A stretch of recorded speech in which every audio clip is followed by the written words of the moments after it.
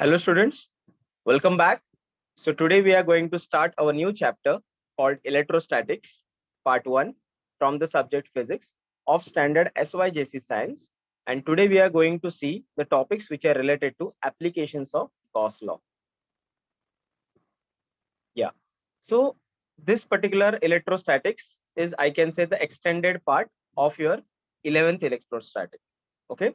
11th में हमने क्या पढ़ा था? 11th में हमने ये पढ़ा था कि there are some charges. Okay, so charge क्या होता है? Charge is nothing but we cannot create it, we cannot destroy it. Okay, there is a charge conservation always happened. Okay, तो चार्ज को हम क्रिएट भी नहीं कर सकते, चार्ज को हम डिस्ट्रॉय भी नहीं कर सकते. जितना भी चार्ज अवेलेबल है मेरे इकोसिस्टम में हमेशा क्या रहेगा, और आइसोलेटेड सिस्टम में वो हमेशा क्या रहेगा, कांस्टेंट रहेगा. बट चार्ज एक पॉइंट से दूसरे पॉइंट पे जाता है. Okay, so there will be two types of charges. First is positive, another one is negative. Okay, so negative charges का सबसे best example is electron. Okay, positive charges का सबसे best example is nothing but our protons. Okay, so these are kind of a charges. मतलब क्या, in short, negative charges वो होते हैं जिन पे नेगेटिविटी ज्यादा होती है. ओके, एंड पॉजिटिव चार्जेस वो होते हैं जिन पे पॉजिटिविटी ज्यादा होती है. So these no we usually bifurcate in terms of charges. बहुत सारे स्टूडेंट्स को ये कंफ्यूजन होता है कि charges, negative charge is nothing but an electron. No, it is not necessary. When you go with the chemistry, तो आपको वहाँ पे इलेक्ट्रोलाइट मतलब एक सॉल्यूशन मिलेगा जिसके अंदर आप आयंस क्रिएट कर सकते हो. Okay, so when H2O is divided into H plus and OH minus, so these are two separate ions. So these are also called as the charges. Okay, so always remember, charges are not only the electrons, protons. Okay, so those can be in different format as well. Okay, so in short, the charges are nothing but we cannot create it, we cannot destroy it. It always transferred from one part of system to another part of system, right?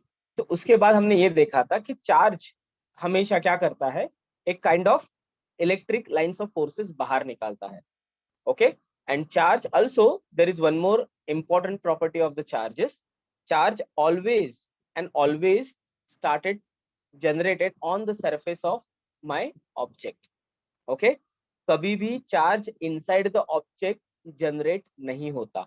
Okay, इसका best example कि last time हमने देखा था, एक मेरे पास एक fur था.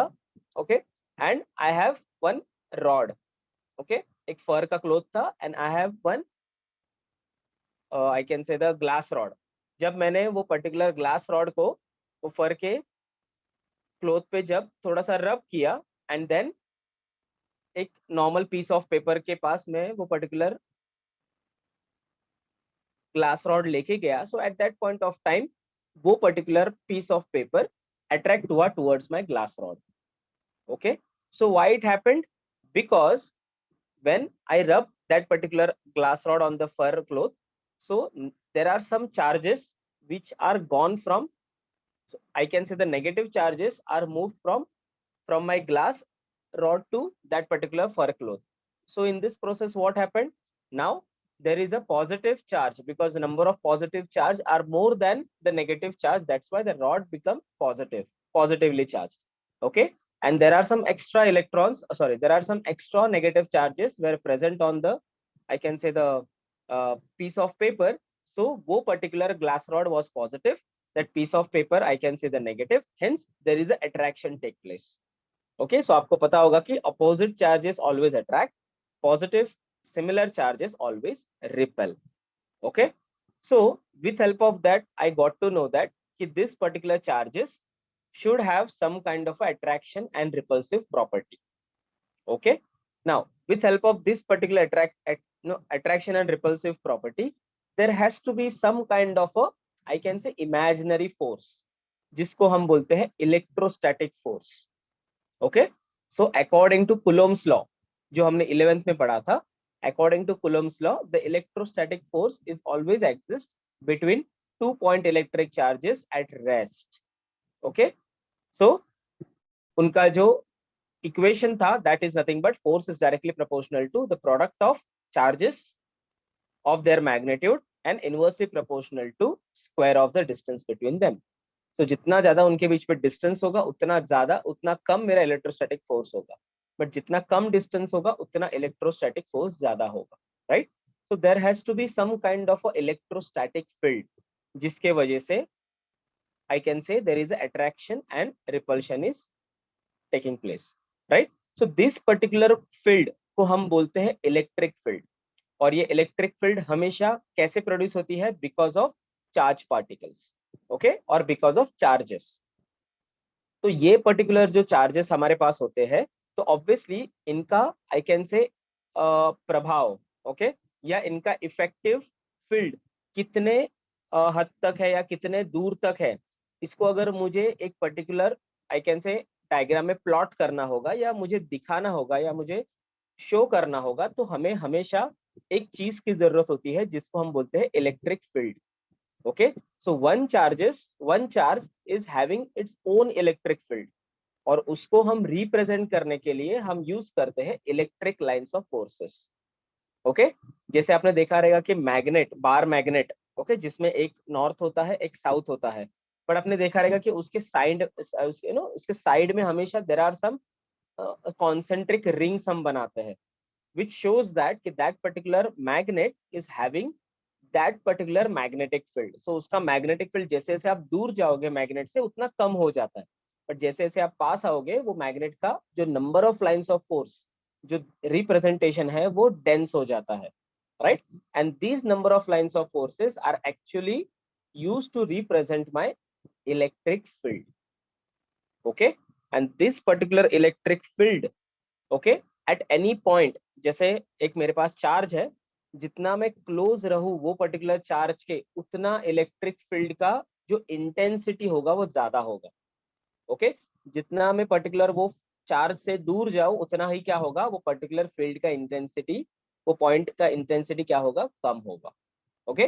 Best example is nothing but what I can से इज नथिंग बट कि मेरे पास एक टॉर्च है, एक टॉर्च को मैं जितने नजदीक से देखूं उतना मुझे उसका ब्राइटनेस दिखेगा, बट जितना वो टॉर्च को मैं दूर लेके जाऊं उतना उसका इफेक्टिवनेस कम हो जाएगा। सिमिलर वे में जब भी आप चार्ज के साथ डील करते हो, तो जितना क्लोज हो चार्ज के उतना आपका इंटेंसिटी ज्यादा होगा, ओके। सो देयरफॉर ये चार्ज को डिफाइन, ये इंटेंसिटी को डिफाइन कैसे करें, तो इसके लिए उन्होंने एक कॉन्सेप्ट लेके आए जिसको हम बोलते हैं इलेक्ट्रिक फ्लक्स, ओके। अभी आप सोच रहे होगे सर इलेक्ट्रिक फ्लक्स एग्जैक्ट क्या होगा? See, electric flux is nothing but, मैं आपको एक डायग्राम दिखाना चाहता हूँ, देखो यहाँ पे। सो ये जो number of lines of forces आप देख रहे हो, राइट, लेट्स से कि this is particular my small piece of I can say object जो पॉजिटिवली चार्ज हुआ है, ओके। और ये पर्टिकुलर पॉजिटिवली चार्ज ऑब्जेक्ट और ये पर्टिकुलर जो लाइंस देख रहे हो, those we called as a number of lines of forces, okay. So ये जो number of lines of forces आप यहाँ पे देख पा रहे हो, so those number of lines of forces को मैं together I will called it as a flux, और उसको मैं डिनोट करूंगा फाई से, okay. So this is called as the electric flux. So what is electric flux? It's nothing but number of lines of forces, because हर जगह में बार बार number of lines of force ऐसे बोलने थोड़ा डिफिकल्ट हो रहा है, so that's why they have given a specific name, we called it as a electric flux. तो ये electric flux is nothing but my number of lines of forces, और ये इलेक्ट्रिक फ्लक्स मतलब ही मेरे number of lines of forces एक given area में, okay ये suppose this is nothing but my, sorry S यहाँ पे ऑलरेडी दिया हुआ है, okay. So this S is nothing but my that particular I can say force, sorry area. So ये particular given area में कितने number of lines of forces available है या उसको इंटरसेक्ट कर रहे हैं, यहाँ से बाहर निकल रहे, उसको मैं बोलूंगा the electric field intensity, okay. So that electric field intensity can be defined as the number of line of forces divided by the area enclosed by that number of lines of forces। मतलब एक given area में अगर ज्यादा number of lines of forces pass हो रहे तो मैं उसको बोलूंगा it has a very high intense और high intensity electric field, but उसमें अगर कम electric lines of forces pass हो रहे हैं तो मैं उसको बोलूंगा लो इंटेंसिटी फील्ड। तो सबसे बेस्ट एग्जांपल है, let's say this is nothing but my charge. Okay, let's say कि ये मेरा एक छोटा सा चार्ज है। ओके, सो ये चार्ज क्या है, ऐसे इलेक्ट्रिक लाइंस ऑफ फोर्स जो हमेशा एक दूसरे को पैरेलल होती है, they will never intersect each other. Okay, so let's say कि this is nothing but my number of lines of forces. Okay, ये ऐसे क्या हो रहा है, बाहर जा रहे हैं। Okay, so this direction just assume like this. Okay, तो अगर ये जो छोटा सा एरिया है, अगर मैंने यहाँ पे कंसिडर किया वो छोटा सा area, so as of now ये पर्टिकुलर एरिया कितने number of lines of force cut कर रहा है, 1 2 3 4 5। So there are total 5 lines of forces ये पर्टिकुलर एरिया कट कर रहा है। बट सेम अगर मैंने नंबर ऑफ सेम एरिया मैंने अगर यहाँ पे कंसिडर किया, now it is only cutting 3 number of lines of force. So what does it mean, even if my area is same, but उसके अंदर से जो number of lines of forces बाहर निकल रहे हैं, वो जहां पे सबसे ज्यादा कट करेंगे उसका इंटेंसिटी सबसे ज्यादा होगा as compare to this. So in this case, the intensity at this point is highest as compared to this. Why? This reason is very simple. Number of lines of force are less. Number of lines of forces are more. Okay? मतलब ही मैं ऐसे बोल सकता हूँ, यहाँ पे मेरा flux ज्यादा है, यहाँ पे मेरा फ्लक्स कम है, because flux is nothing but my number of lines of forces. Okay? Therefore, अगर मुझे इलेक्ट्रिक फील्ड इंटेंसिटी को डिफाइन करना होगा तो मैं सिंपली क्या बोलूंगा, flux upon area. So this is nothing but flux, और ये मेरा क्या है, divide by area, which is nothing but 5/s। तो यही पर्टिकुलर 5/s मतलब यही पर्टिकुलर इक्वेशन को अगर मैं फ्लक्स के टर्म में लिखना चाहूँ तो मुझे क्या मिलेगा, 5 will be equal to E into S। Okay, 5 will be equal to मतलब electric flux will be equal to electrical intensity into area. Okay, but according to Gauss law, okay, Gauss ने क्या बोला मुझे कि 5 will be equal to Q divided by epsilon naught is integral multiple of और close integral of E into ds. Okay, अब ये Gauss कौन है और इन्होंने क्या किया। Okay, so Gauss is one of the famous scientists, और उन्होंने क्या किया मैं आपको बताता हूँ। See, Gauss is that person, okay, who gave me the relationship between the electric charge and electric field.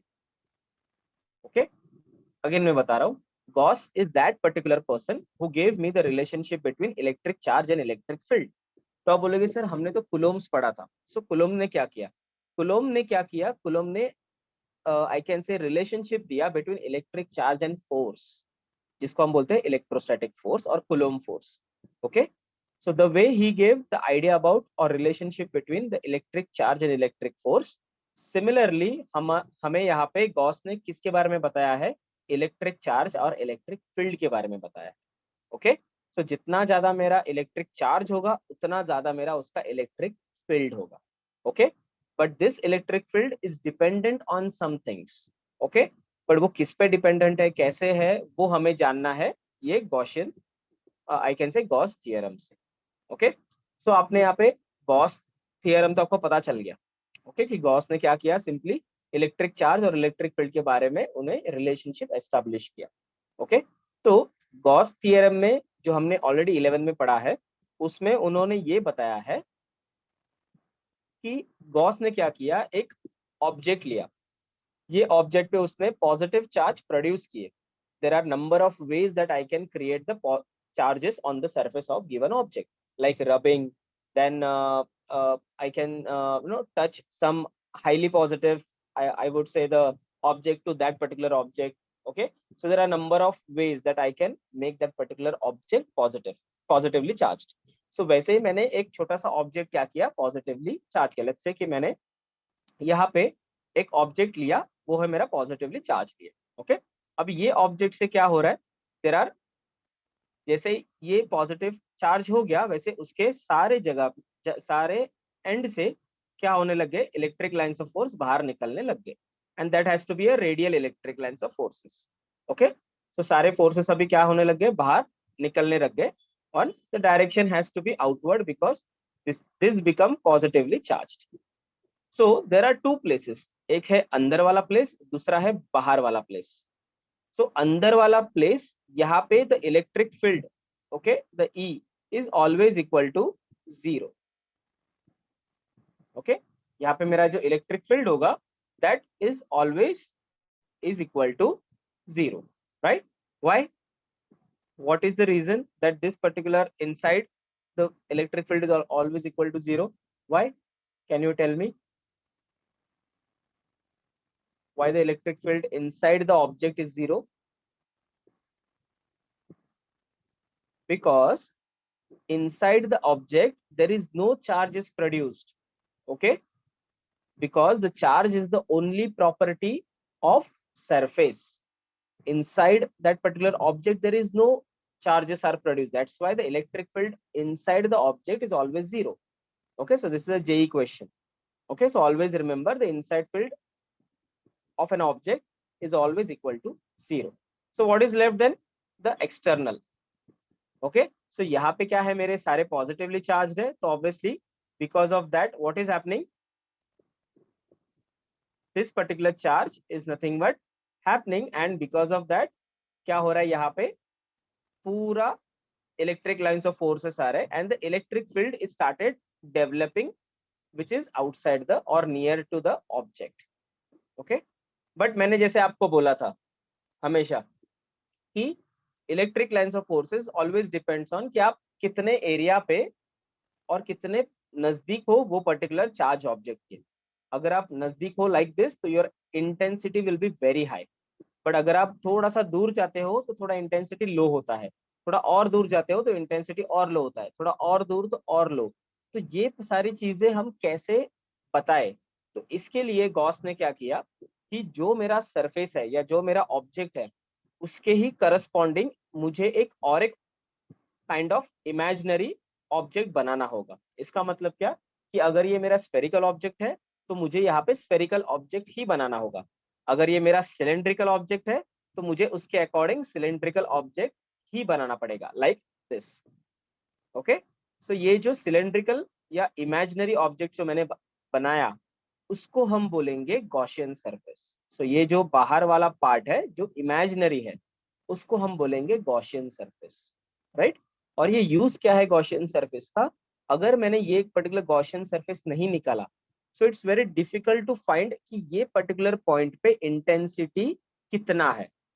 अगर ये पूरे I can say if there is only one charge, so I can easily find out, or I can say the point charge, I can easily find out कि ये point charge से ये particular point का distance let's say r है और उनके बीच का electric field intensity is very easy, that is nothing but the force upon r. So given f divided by r will give me the value of my electric field intensity, but this is only for one charge which is a 0.1 charge. but ये जो particular मेरा object है, right, so that particular object is actually having many, I can say, charges which is present on my given surface. तो वो case में मैं क्या करूंगा? तो वो केस में गॉस ने क्या बोला कि आप एक इमेजिनरी ऑब्जेक्ट बना दो which is having exactly size, exactly shape of that of charge surface, और फिर ये पर्टिकुलर सरफेस पे आप ट्राई करो वो particular electric field intensity locate या फाइंड आउट करने का. ओके, सो एक चार्ज के वजह से पहले आप फाइंड आउट करो कि एक स्मॉल पीस ऑफ एरिया में कितना इलेक्ट्रिक फील्ड इंटेंसिटी आ रहा है. Then what we will do, इसमें जितने भी नंबर ऑफ चार्जेस होंगे वो सबको मिला के हम ये पूरे एरिया का क्या करेंगे, इंटीग्रेट करेंगे, सबको ऐड करेंगे, तो मुझे मिलेगा ये सारे चार्जेस के वजह से ये पर्टिकुलर गॉसियन सरफेस पे कितना electric field I can say create हुआ है. Okay, and that's how we will use this Gaussian surface. Okay, and यही मेरा I can say Gauss भी बोलता है कि if I want to, okay, Gauss क्या बोलता है, if I want to find out the electric field intensity, okay, of any, I can say the object, then I need to create an imaginary closed loop. Okay, so ये जो surface होना चाहिए वो बहुत important है कि आपका वो क्लोज होना चाहिए. अगर इसको ओपन है तो हम उसको गॉसियन सरफेस या उसको गॉस थ्योरम अप्लाई नहीं कर सकते. सो गॉस थ्योरम हमेशा क्लोज्ड सरफेस पे ही अप्लाई किया जाता है. सो जैसे ये अगर मेरा मैं बोल रहा हूँ यहाँ पे this is nothing but my spherical object, so इसका जो इमेजिनरी सरफेस जो मैंने बनाया है या इमेजिनरी जो स्फीयर बनाया है वो भी क्या होना चाहिए, स्फेरिकल ही होना चाहिए. Okay, and on that sphere only हम क्या करेंगे, गॉसियन सरफेस को अप्लाई करेंगे. सो जितना ज्यादा नंबर ऑफ पॉजिटिव चार्ज मेरे सरफेस पे होंगे उतना ज्यादा इंटेंसिटी क्या होगा, ये मेरे गॉसियन सरफेस पे मुझे कैलकुलेशन में मिलेगा, right. That's why they are saying that कि this particular, so the number of flux, okay, is always the number of charges divided by permittivity is integral multiple of, integral मतलब सारे छोटे छोटे आई can से area को मुझे combined करके बड़ा बनाना है, right. So there will be integration of this, so integration of ds मतलब छोटे से पार्ट एरिया को मैंने इंटीग्रेट कर रहा हूँ। अगर वो स्फीयर है तो उसका टोटल हो जाएगा 4/3 pi R square, sorry it's 4 pi R square, okay, because it will be a complete surface of that particular sphere, okay. So similarly यहाँ पे मुझे इंटीग्रल मल्टीपल ऑफ किसका मिलेगा, मेरे ds का मिलेगा, ठीक है। So this is how they have given, or this is how the Gauss theorem, okay, and Gaussian surface का concept. Have you understood the concept? Just give me yes or no. Chat box में मुझे बताना कि आपको समझा क्या ये particular Gaussian surface का concept, because इसको समझना बहुत important है, okay? And इससे simple तरीके से मैं इसको explain कर रहा हूँ तो I guess you should understand, right? अगर आपको फिर भी इसको understand मतलब समझ में नहीं आ रहा है, then let me know, okay? So I will explain it again. Okay, so most of the people have understood. Okay, fine, very good. Okay, so this is how the Gaussian surface and the Gauss theorem, which we have already studied in 11th. Okay, so मैंने छोटा सा यहाँ पे आपको एक recap दे दिया. Now, next is nothing but what is this particular diagram? Okay, so ये diagram है मेरा जिसमें ये मेरा छोटा सा area है S और ये S पे मेरे number of lines of forces है, okay, वो इसको cut कर रहे हैं और ये point है जहां से मैं मुझे फाइंड आउट करना चाहता हूँ कि यहाँ पे इलेक्ट्रिक फील्ड इंटेंसिटी कितना है, okay. But if this particular surface is making some angle theta with my electric field intensity direction, because हमेशा इतना आपको पता होना चाहिए कि ये पर्टिकुलर जो इलेक्ट्रिक लाइंस ऑफ फोर्सेस है ये हमेशा पैरेलल टू ईच अदर होते हैं और एक स्पेसिफिक डायरेक्शन में होते हैं। This electric lines of force will never like this, it has to be in a straight line, okay. और ये जो डायरेक्शन है वही डायरेक्शन होता है मेरे इलेक्ट्रिक फील्ड का या इलेक्ट्रिक फील्ड इंटेंसिटी का, ओके। सो अगर मेरा एरिया जिसको मैं मेजर करना चाहूँ अगर वो इसके साथ कुछ एंगल बना रहा है या मेरा एरिया सीधा है, राइट, तो वो केस में total intensity is acting on this surface. But if there is some angle is created like this, यहाँ पे आप देख सकते हो, तो पार्शियली क्या होता है मेरा इलेक्ट्रिक फील्ड ये पर्टिकुलर एरिया पे एक्ट होता है, ओके। सो हमेशा हम मेक श्योर करते हैं कि मेरा जो भी एरिया होगा वो हमेशा इससे इलेक्ट्रिक इंटेंसिटी से परपेंडिकुलर मैनर में होगा, so that this there will not be any angle to be created. But अगर इनकेस एंगल बनता है तो मुझे ये ई का क्या करना पड़ता है, ई कॉस थीटा करना पड़ता है, बिकॉज यहाँ पे दो आई कैन से वेक्टर रिजॉल्व होते हैं, एक होता है ई कॉस थीटा, ओके ओके, और दूसरा होता है ई साइन थीटा। तो यहाँ पे ई साइन थीटा आ जाएगा आपको, okay. So always we consider this one जो उसके डायरेक्शन में है, ओके, जो परपेंडिकुलर कट कर रहा है मेरे गिवन सरफेस को। So that's why E cos theta has to be taken always. So यहाँ पे instead of this I can also write it down integral multiple of E cos theta into ds if my area is making some angle with electric field intensity, okay। So this is how the representation. Now where phi is the total flux coming out of the closed surface and q is the total charge inside the closed surface, okay। So जो मैंने आपको बताया था Gaussian surface उसके अंदर total जितने भी charge होंगे वो चार्ज का इक्वेशन मुझे फाइनली ये इक्वेशन से मिलता है, okay। So q here is nothing but the total charge and उसका इक्वेशन है इंटीग्रल मल्टीपल ऑफ हर एक चार्ज ने जो अपना इंटेंसिटी दिया है वो हर एक चार्ज को अगर मैं ऐड करूंगा तो मुझे कितना मिलेगा, इतना मिलेगा, ओके।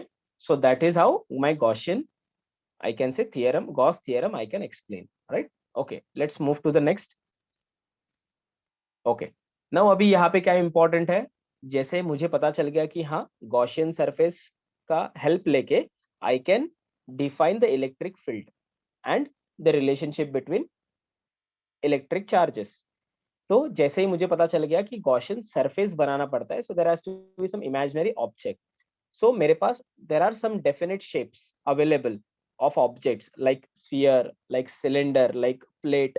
ओके, सो ये सारे डेफिनेट शेप से मैं कुछ थियरम्स बना सकता हूँ. ओके, या आई कैन से आई can easily find out the electric field intensity. Okay, from those charges जो मेरे ऑब्जेक्ट पे स्प्रेड है उसके सरफेस पे.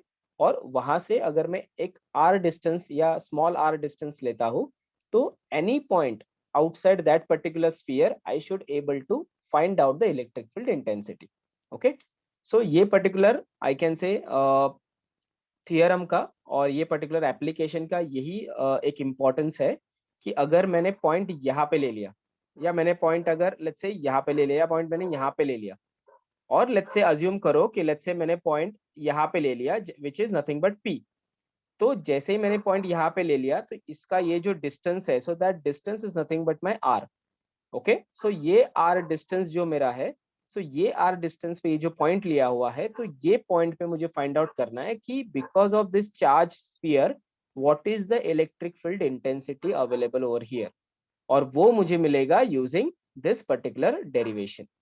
So in future also if I will get any kind of object like this, so in that case अगर मेरा एक I can say एक particular डिस्टेंस पे अगर मैं कोई भी पॉइंट लेता हूँ, तो वो पॉइंट पे आई can easily find out the value of electric field intensity using the formula जो हम डिराइव करने वाले हैं. Okay, so with help of this now you can see the distance from 0 to p is nothing but my small r. Okay, and the distance the radius of this given sphere is nothing but the capital R. Okay, so यहाँ पे small r दिया हुआ है and the distance is capital, radius is capital R. Okay, तो जैसे मैंने आपको बोला था कि अगर मुझे P पॉइंट पे आई can say electric field intensity find करना है, तो हमेशा मुझे एक गॉसियन सरफेस बनाना पड़ता है जो क्लोज्ड हो. सो अगर ये पर्टिकुलर ऑब्जेक्ट मेरा स्फेरिकल है, तो मुझे गॉसियन सरफेस भी क्या बनाना पड़ेगा, स्फेरिकल ही बनाना पड़ेगा. ओके, बट उसके लिए मैं क्या करूंगा, पहले अकॉर्डिंग टू गॉसियन सरफेस और अकॉर्डिंग टू गॉस थियरम, पहले एक चार्ज उसके वजह से ये पर्टिकुलर डीएस एरिया में कितना इलेक्ट्रिक फील्ड प्रोड्यूस हो रहा है, ये मैं पहला फाइंड करूंगा. So first I will always go for the first entity. Okay, smaller entity, जिसमें मुझे पता चलेगा कि डीएस के ऊपर कितना इलेक्ट्रिक फील्ड काम कर रहा है. And then later on what I will do the integration of this area, small area.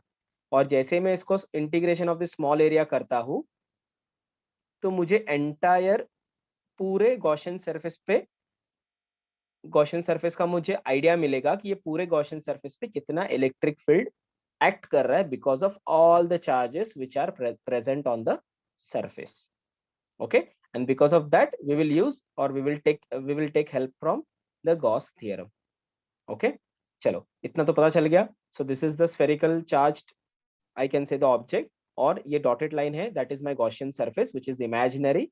और उसके सेंटर से, because this is the radial I can say electric lines of forces, तो आप देख सकते हो from all this points the electric lines of forces are going out which is parallel to the surface, sorry perpendicular to the surface. Okay, so ये सारे surface को perpendicular है. Okay, so this is how it look like. और यहाँ पे ये point is nothing but as of now I will take into the consideration. So ये point से और ये जो एरिया छोटा सा ds है, so इसको मैं थोड़ा जूम करके बताता हूँ. So ये जो मेरा एरिया ds है, उसमें मेरा इलेक्ट्रिक फील्ड इंटेंसिटी ऐसे पास हो रहा है because electric lines of force is like this. And मेरा जो एरिया है that is completely perpendicular to my electric field intensity. इसका मतलब मेरा ds का वेक्टर भी क्या है, यही डायरेक्शन में है. It means the theta subtended between them is equal to 0.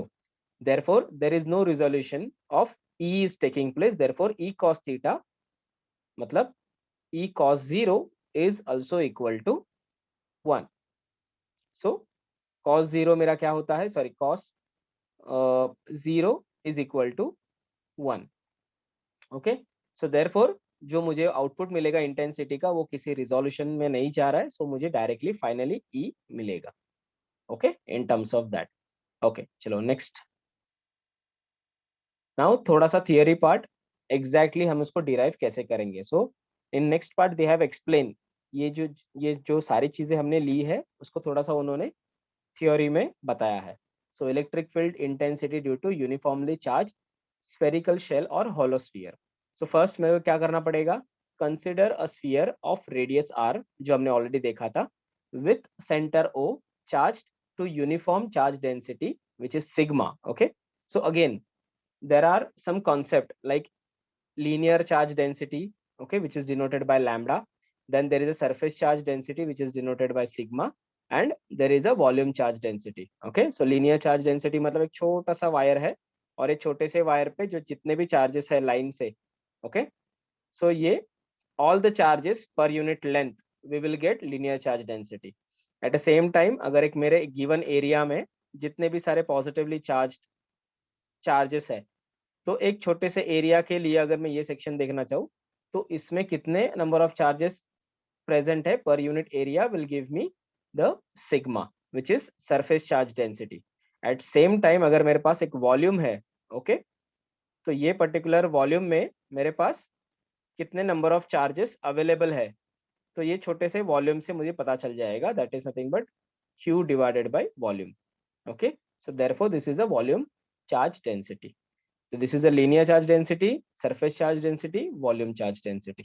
Okay, so ये आपको पता होना जरूरी है बिकॉज ये हमने ऑलरेडी देखा हुआ है 12th में, 11th में। ओके, सो यहाँ पे मुझे क्या पता चल गया, consider a sphere of radius R at centre O charge to uniform charge density which is sigma, जो हमने अभी देखा। इसका मतलब पूरे सारे सरफेस पे ऐसा कोई भी जगह नहीं है जहाँ पे ज्यादा चार्जेस है यहाँ पे कम है, ऐसा कुछ नहीं है। This is a uniform charge density, सब जगह सेम है। place in dielectric medium of permittivity epsilon. Okay, so therefore epsilon will be equal to epsilon k. अब ये epsilon क्या होता है, सॉरी ये permittivity या epsilon क्या होता है, देखो epsilon या permittivity मतलब क्या, it's a property of medium. Okay, इसका मतलब क्या कि लेट्स से अगर मेरे पास एक डोर है, डोर मतलब दरवाजा, ओके, सो एंड यहाँ पे बहुत सारे लोग अवेलेबल है, there are number of people who are available over here. Okay, so just मैं आपको आइडिया दे रहा हूँ कि what do you mean by permittivity. Okay, so मैं सिंपल आपको इतना बोल रहा हूँ कि ये सारे लोगों को ये पर्टिकुलर डोर से बाहर जाना है। ओके, सो आप मुझे बोलो कि ये डोर जितना बड़ा होगा ऑब्वियसली उतना ही ज्यादा क्या होगे, ये डोर से मेरे गिवन नंबर ऑफ पीपल ज्यादा बाहर जाएंगे, बट ये डोर जितना छोटा होगा उतना ही क्या होगा, less number of people at a time ये डोर से पास होंगे। ओके, इसका मतलब ये डोर क्या कर रहा है, in short it is giving permit, और I can say door indirectly is giving the, I can say door is nothing but giving you the number of, I can say door is nothing but allowing, मतलब मैं इसको allow कर रहा हूँ at a time number of कितने I can से लोग जाने चाहिए। एट द सेम टाइम ये किसका प्रॉपर्टी हो गया, now this is the property of door. At the same time medium क्या करता है, एक मेरे गिवन लेट्स से ये मेरा मीडियम है, एक पर्टिकुलर मीडियम में कितने number of lines of force at a time pass होने चाहिए ये डिसाइड करता है मेरा मीडियम। ओके, और वो प्रॉपर्टी जो ये पर्टिकुलर परमिशन या परमिटिविटी हैंडल करता है उसको हम बोलते हैं परमिटिविटी। सो जितना ज्यादा परमिटिविटी होगा उतना ज्यादा number of lines of force वो पर्टिकुलर मीडियम से पास होंगे, और ये सबसे ज्यादा होता है वैक्यूम एंड एयर में। दैट्स व्हाई इसका जो के वैल्यू है विच इज परमिटिविटी कांस्टेंट वो है equal to 1। Okay, so therefore dielectric constant हम इसको बोलते हैं। So this dielectric constant is equal to 1 for always for air and vacuum because there is no I can say opposition. So air and vacuum में सबसे ज्यादा number of lines of force pass हो सकते हैं। Okay, but जैसे जैसे आप medium change करोगे there is a high chance that number of lines of forces through that particular medium might less, but सबसे ज्यादा होंगे मेरे गिवन मीडियम में। ओके, या so this is how it this particular permittivity means. So therefore you can say here यहाँ पे the dielectric medium permittivity here they have taken it like this because they have not defined the medium.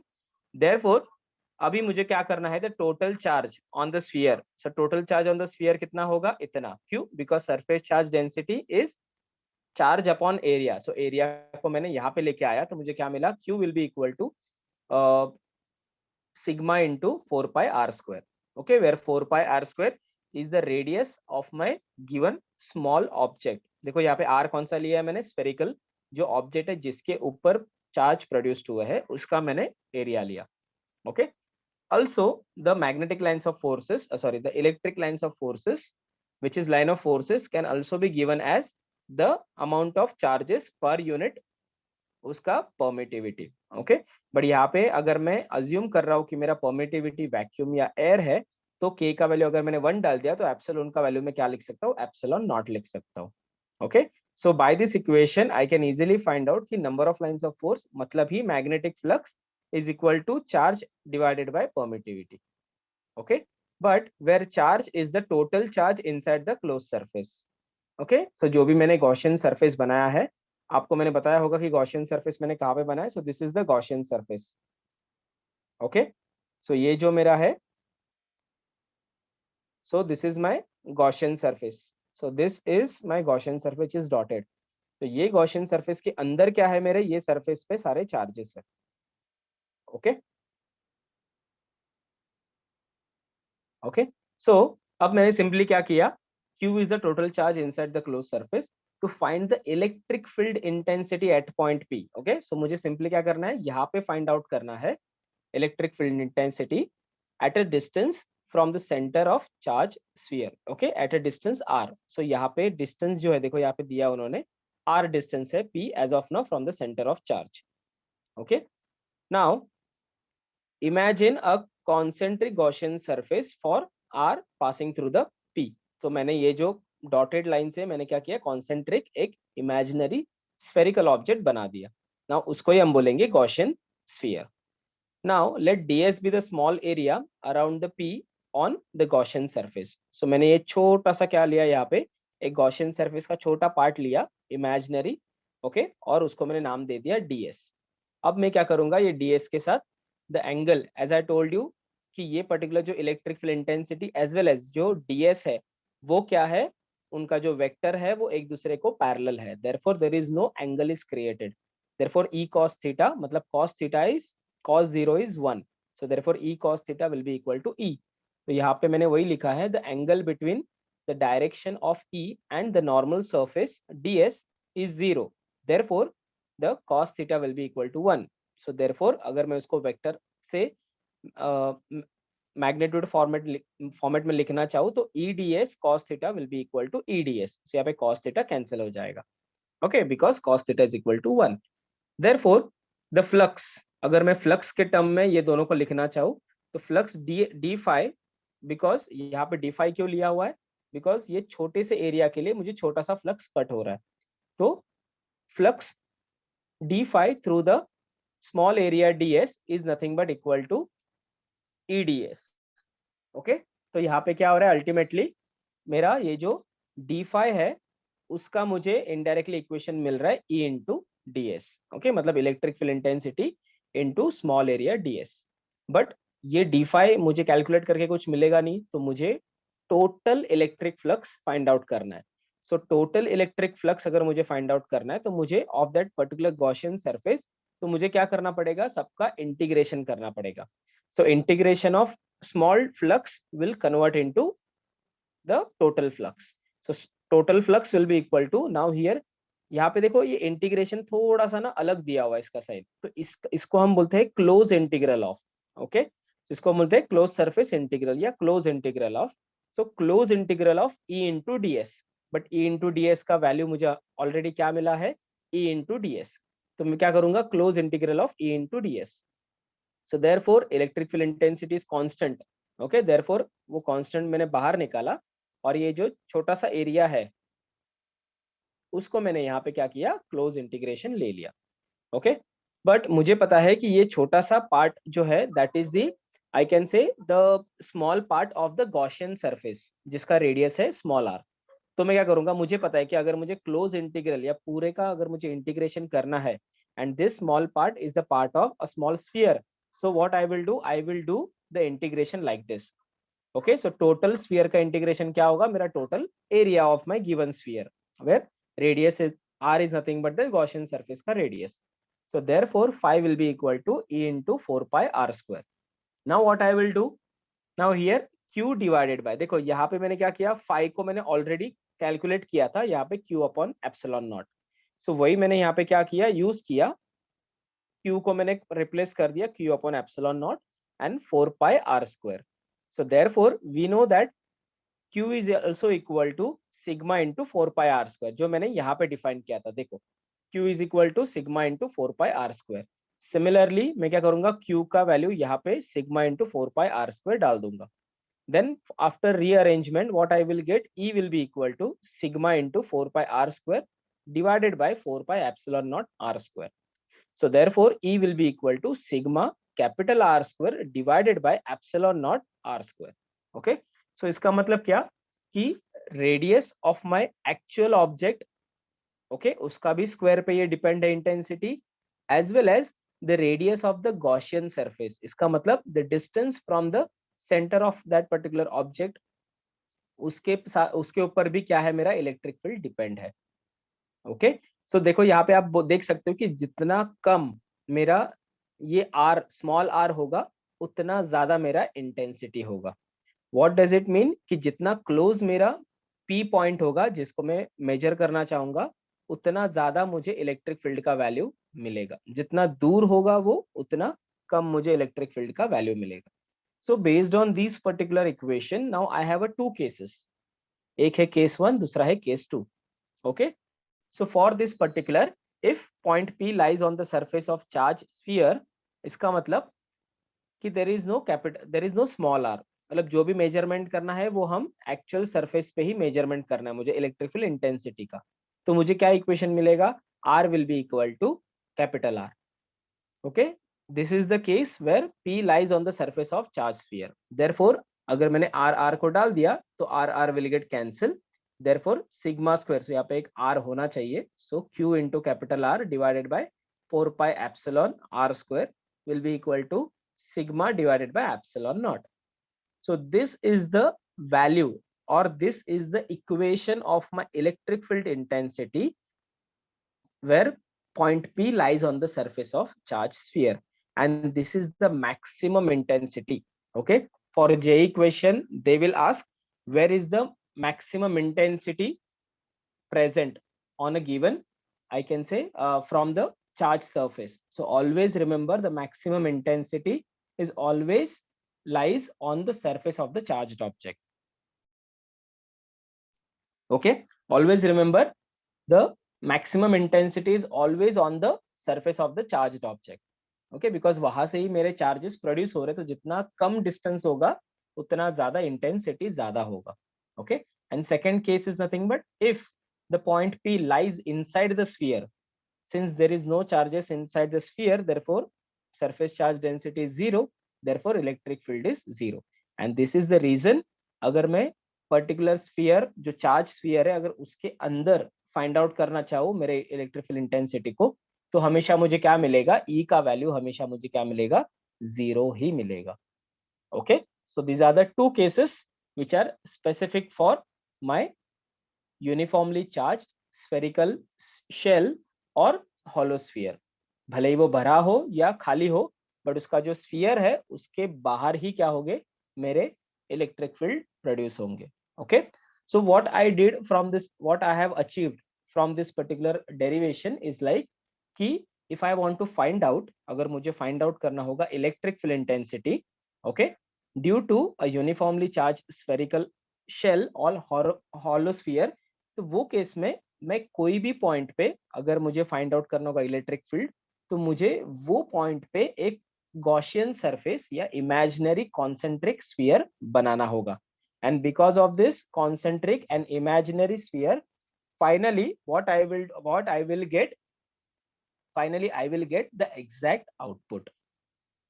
Okay, और वो particular Gaussian surface पे I can easily find out what is the intensity available at this particular point. Okay, and this is how I will get the output from this spherical sphere और हॉलोस्फीयर। तो जैसे हमने यहाँ पे spherical sphere किया या हॉलोस्फीयर किया, वैसे ही मेरे पास नेक्स्ट है which is infinitely long straight charged wire. अभी वायर हमेशा सिलेंडर शेप में ही होता है, सो ज्यादा definite shape. Okay, so now I have to find out कि ये पर्टिकुलर जो लॉन्ग स्ट्रेट चार्ज्ड वायर है या सिलेंड्रिकल वायर है, ये particular long charged cylindrical wire ने ओके क्या मतलब ये पर्टिकुलर सिलेंड्रिकल वायर से इंटेंसिटी एट पी पॉइंट पे कितना होगा, ये मुझे फाइंड आउट करना है। तो उसके लिए मुझे क्या करना पड़ेगा, एक सिलेंड्रिकल वायर लेना पड़ेगा और उसका जिसका रेडियस है capital R, and this particular charged wire, sorry, this particular cylindrical wire is a positively charged on its surface. Okay, and P is the point having distance capital R, sorry, small r. Okay, so ये P point है, ये point पे मुझे find out करना है कि electric field intensity कितना होगा। तो जैसे हमने पहले किया था, ये P पॉइंट के corresponding I will create a Gaussian surface. Okay, so जैसे ये P पॉइंट के करस्पॉन्डिंग मैंने अगर गॉसियन सरफेस बना दिया, देन उसके बाद क्या होगा, मुझे ये पर्टिकुलर स्मॉल एरिया के करस्पॉन्डिंग मेरा electric field intensity find out करना होगा। बट जैसे ही मैंने यहाँ पे electric field intensity find out कर दिया, देन उसके बाद it's very easy for me to make that entire integration of this small area ds और इमेजिनरी एरिया जो मैंने सॉरी इमेजिनरी जो मैंने सिलेंड्रिकल शेप बनाया है, और उससे मुझे सारे जितने भी इसके ऊपर चार्जेस है उसके with respect to electric field intensity मिल जाएगा। Okay, the same the way we have solved for spherical, same यहाँ पे भी है। देखो, consider a uniformly charged wire infinite length having the constant linear charge density। देखो वहां पे क्या था, सरफेस चार्ज डेंसिटी, बट यहाँ पे क्या आएगा, linear charge density. Therefore charge per unit length kept in a medium permittivity where epsilon is equal to epsilon naught k. Okay, now here to find the electric field intensity at point P at distance r from the charged wire, imagine a coaxial Gaussian cylinder of length small l and radius capital R. So आप यहाँ पे देख सकते हो कि ये जो radius है वो क्या है, स्मॉल, लेंथ क्या है उसका स्मॉल आर, और उसका रेडियस क्या है स्मॉल। सो यहाँ पे लेंथ है आपका स्मॉल एल और आपका जो रेडियस है वो क्या है small R. Okay, so passing through a point P. Okay, let's say कि I have consider a point P, okay, जहां से मुझे इलेक्ट्रिकल इंटेंसिटी फाइंड आउट करनी है। So consider a very small area ds at point P on the Gaussian surface. The angle between the direction of E and the normal to the surface of cylinder ds is equal to 0। तो यहाँ पे मुझे क्या करना है, the angle between the direction of E and normal to the surface of the cylinder is nothing but ds is equal to 0। Therefore cos 0 is equal cos phi is equal to 1, because मुझे अगर उनके बीच में कोई angle ही नहीं मिल रहा है तो मेरा phi 0 हो जाएगा और cos 0 is 1। तो सेम जैसे मैंने पहले इसमें किया था। So yeah, so they have written it like this again। So cos phi will be equal to 1। So therefore E into ds will be equal to E into ds into cos phi। तो cos phi अगर मेरा 1 हो गया तो मुझे जो value है वो मिल जाएगा E into ds। So again मैं यहाँ पे क्या करूंगा, फ्लक्स फाइंड आउट करूंगा, छोटा सा फ्लक्स, क्यों, बिकॉज छोटे से एरिया के लिए छोटा सा फ्लक्स कट हो रहा है। तो छोटा सा flux will be equal to which is d phi will be equal to E into ds again according to the total electric flux through the Gaussian surface। Okay, मुझे क्या करना पड़ेगा, इंटीग्रेशन ऑफ दिस फाई करना पड़ेगा। तो मुझे integration of this small d phi will be equal to close integral of E into D s. But ये vector format में मुझे ऑलरेडी उसका वैल्यू मिला है which is E into D s, उसका मैग्नीट्यूड क्या है, E into D s. So therefore E into close integral of d s. अभी यहाँ पे जो गॉसियन सरफेस है उसका I can say integration of that particular surface क्या होगा, again it's a cylinder, it's a part of cylinder। so मुझे यहाँ पे क्या लगाना पड़ेगा, the surface of part of cylinder which is nothing but 2 pi rl। so therefore q को मैंने replace कर दिया q divided by epsilon naught, okay, because number of lines of forces are number of charges divided by its permittivity which is equal to ds का integration, it's a cylinder तो 2 pi rl। therefore यहाँ पे मैं क्या करूंगा, lambda is equal to Q upon L, जहां पे मैंने यहाँ पे सिग्मा डाला था यहाँ पे मुझे लैम्डा डालना होगा। Okay, so lambda will be equal to Q upon L, therefore Q is equal to lambda into L. So again यहाँ पे मैं क्या डालूंगा, क्यू के जगह पे लैम्डा एंड एल अगर मैंने डाल दिया divide by epsilon equal to 2 pi R L. So अगर मैं ई के टर्म्स में पूरा इक्वेशन लिखना चाहूँ तो lambda divided by 2 pi epsilon naught into R. Okay, so this is my final output of my intensity where the point is near to or point present at P point of from the charged cylinder or uniformly charged wire. Okay, so this is the this is the equation of my electric field intensity or electric field. Okay, so यहाँ पे कौन सी चीजें dependent है, ये small R is a dependent. Okay, इसका मतलब क्या, जितना ज्यादा ये डिस्टेंस होगा उतना ज्यादा मेरा इलेक्ट्रिक फील्ड कम होगा बिकॉज डिनोमिनेटर में आ रहा है. Okay, so therefore E will be equal to surface charge density divided by linear charge density divided by 2 pi epsilon naught r. Okay, and this is the equation for electric field present at r distance from my given, I can say, surface. Okay, so yeah, and there is one more thing, the direction of the electric field intensity directed if lambda is positive and inward if the lambda is negative. Same it is applicable for the sphere as well. अगर ये particular जो मेरा charged cylinder अगर positively charged है तो electric field intensity बाहर निकलेगा, पर अगर ये negatively charged है तो electric field intensity अंदर जाएगा. We know that, right? जो charge से always क्या होता है, जो charge jar से always क्या होता है, जो origin होता है वहां से electric lines of force बाहर निकलते हैं और negative पे हमेशा electric lines of force अंदर आते हैं, right? So it always coming out of from positive and it is ending on negative. Okay,